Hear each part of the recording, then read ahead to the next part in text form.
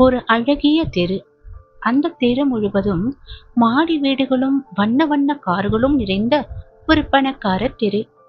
அந்த தெருவில் ஜானி என்று ஒருவன் இருந்தான். அந்த தெரு முழுவதும் அவனுக்கே சொந்தம். அதே தெருவில் ராம் என்ற இளைஞன் ஒருவன் இன்றுதான் குடியேற வருகிறான். ராமு அந்த தெரு உள்ளே வரும்போதே ஜானி அவனை உற்று பார்த்து கொண்டிருந்தான். ராமுவுக்கு ஏனென்றே விளங்கவில்லை. இவனை நாம் முன்பின் பார்த்ததில்லை, ஏன் நம்மை முறைக்கிறான் என்று ராமுவுக்கு ஒரு சிந்தனை. ஆனால் ஜானி மட்டுமே அறிவான் அவன் ராமை பார்த்து அன்பு பார்வை என்று.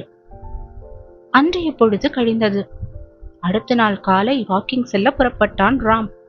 வழியில் ஜானி பார்த்தான். மீண்டும் அதே பார்வை. ராமுவுக்கு மீண்டும் அதே சிந்தனை, நம்மை பார்க்கும் போதெல்லாம் இவன் ஏன் முறைக்கிறான் என்று. தினம் தினம் கடந்து கடந்து சென்றது.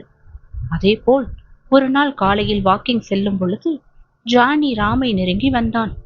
ராமுவுக்கு ஒரு நடுக்கம், இவன் ஏன் இப்ப கிட்ட வருகிறான் என்று. ராமுவுக்கு மெல்லியதாக ஒரு பயம் இருந்தாலும் பார்த்து கொள்வோம் என்ற ஒரு தைரியம். கிட்ட வந்தான். ஜானி மண்டியிட்டான். தலை நிமிர்ந்து பார்த்தான்.